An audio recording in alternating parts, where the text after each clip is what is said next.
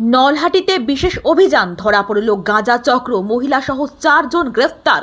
বীরভূমের নলহাটিতে পুলিশের সাফল্যজনক বিশেষ অভিযানে এক মহিলা সহ 4 জনকে গ্রেফতার করা হয়েছে।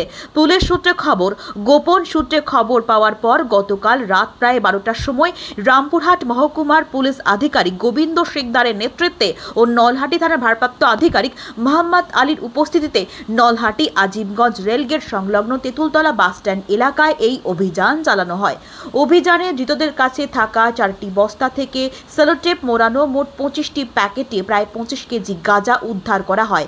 গ্রেফতার হওয়া 4 জনের মধ্যে 2 জন আহমেদপুরের বাসিন্দা, সুমন কর্মকার ও নিশা সাহানি।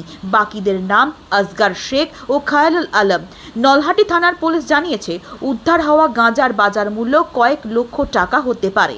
এই ঘটনায় মাদক চক্রের সঙ্গে আর কারা যুক্ত রয়েছে তা খতিয়ে দেখা হচ্ছে।